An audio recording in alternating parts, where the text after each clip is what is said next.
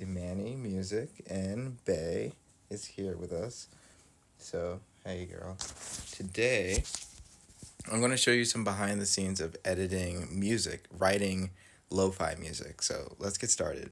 I've also found out that Bay is not a big fan of jingle bells, so I will be shaking that sometimes to draw her away if she's walking on the laptop. So I don't know what music I'm going to write today. I just know that I always got to write some music just to help me feel good, help me feel okay. So I'm going to show you how to go about writing music in Logic, which is a application for the Mac computer. So I'm going to start out with a completely blank track. I am opening up the Logic app and I'm just going to click empty project, and I'm going to start out with MIDI. And one of the first things I like to do is to figure out what tempo, which is speed. So I want to write a little bit of a slow song, so I'm going to push 90.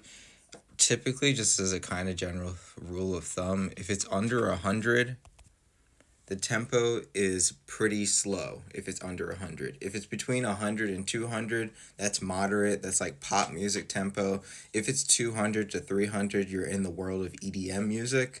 EDM music's typically just very fast. Even if it feels slow, we'll talk more about that in the future, how some songs have a fast tempo but really feel slow.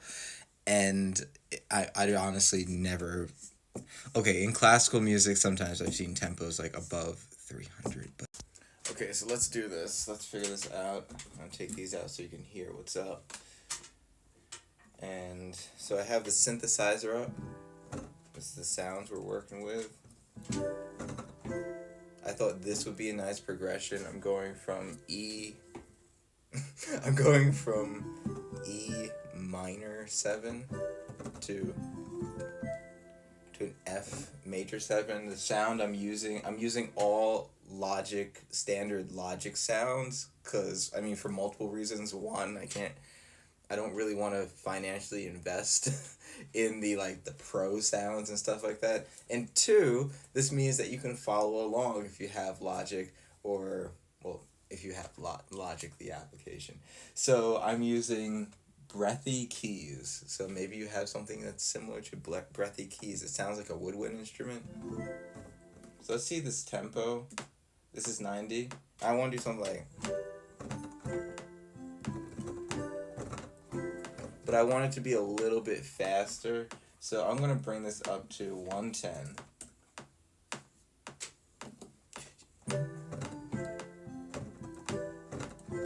Yeah, no. Bay is grooving.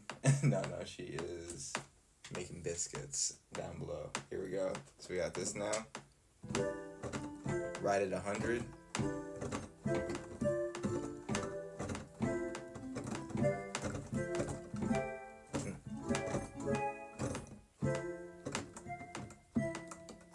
I hear like dun dun dun.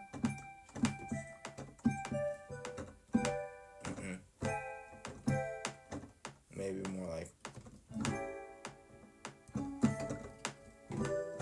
there we go. That was an A7 chord. Okay, so let's put this all together now. When I write music, I like to keep it simple and I like to keep it super organic. So I wrote this little part here. I'm just gonna loop it. And I'm also gonna do something called quantizing it, which means it's gonna be in a, I'm not gonna quantize it yet. Just no. Oh wait, maybe I did it already. Quantizing notes means that you're taking notes that are being played on a MIDI computer and it is putting them more on the beat. And while I'm listening, I noticed that this one didn't come in on time.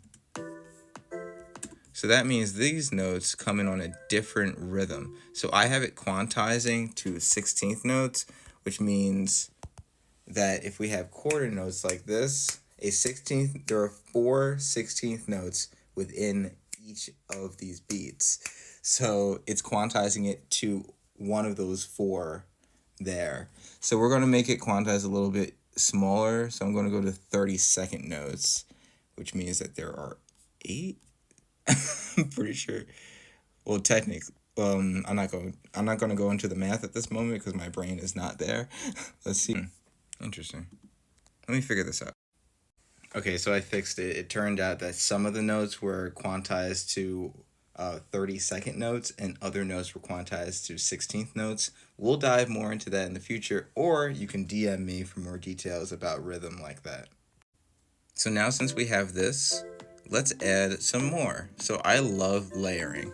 This is like my favorite thing to do. It's like a little game for me. So I go over to I like my electric drum kits, and I find a drum kit that I like. Okay, so now we're going to add this drum part in. It's actually happening over here. Ooh, look. So every single note on the keyboard is connected to a different part of a drum. So as you can hear, each one of those are different parts of the drum. So you kind of memorize them, and then you're able to play something like this.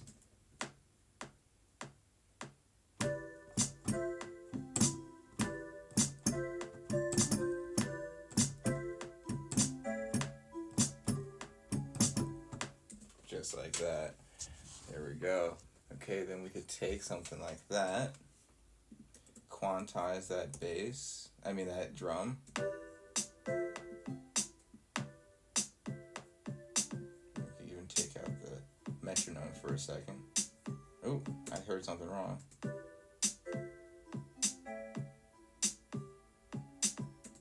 Yeah. All right, there. That note right there. It's still this one. Now, with the drums, sometimes when it comes to layering different instruments together, you realize that certain rhythms just won't work out depending on what groove you're trying to get. So in this case, I'm going to actually change where the synthesizer comes in. I think here.